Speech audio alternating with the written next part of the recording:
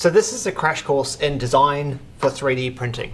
Okay, so if you have something that you need to make and you want to use a 3D printer to do it, it's important to think about how 3D printers work and their limitations when you're designing parts for them in order to get the optimal print quality. So when you think about a 3D printer, it doesn't actually make things in 3 dimensions. It works in 2-dimensional layers and it just produces them one at a time, one on top of the other. So just like Lego bricks that can be stacked up in 2-dimensional layers,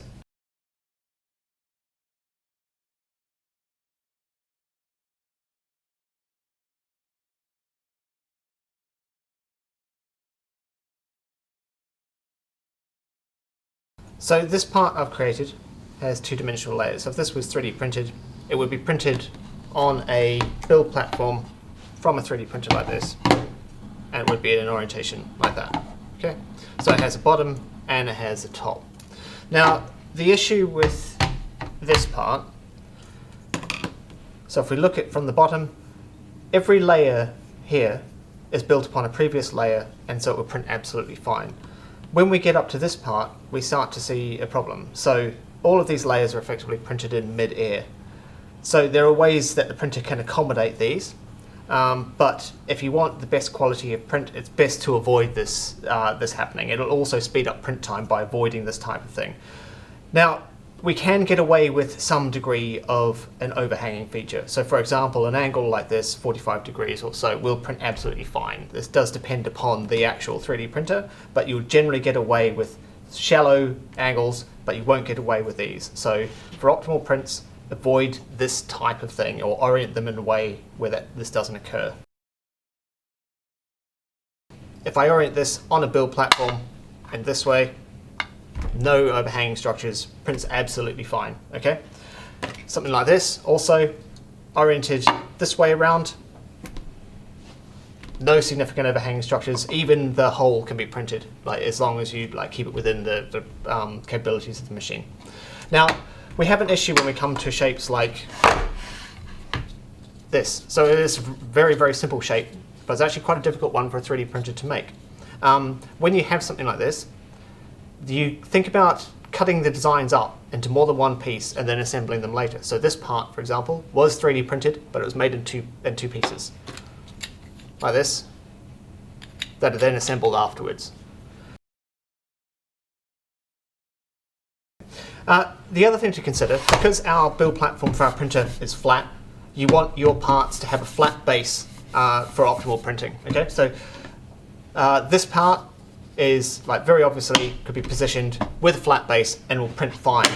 If your design doesn't actually have a flat surface, think about designing one in. So this part, in order for it to print at the best possible quality and the least amount of time, has had a flat base added to it only for the purpose of printing. So this will print on a build platform like that. And likewise, a part like this, which holds some of our CNC tools, has been designed to be printed in this orientation, so flat base. Right. So even though your CAD software can add features such as threads into a part, it's generally best not to print them. So here I have two parts that are held together with screws. Okay, and I'll show you how this is done.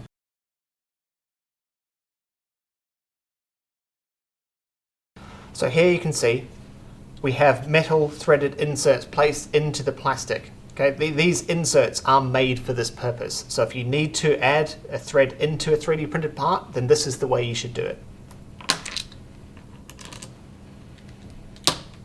So if we think about all those requirements, so firstly, design for 3D printing.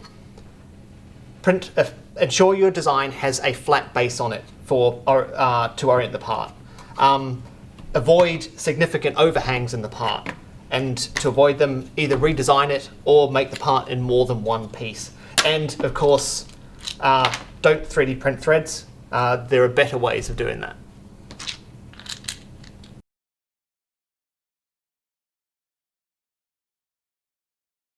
Everyone comes in here and says, why are you so awesome at 3D printing stuff? And basically, it's not only because I am fundamentally awesome, but also because I've made every single possible mistake there is to make with 3D printing.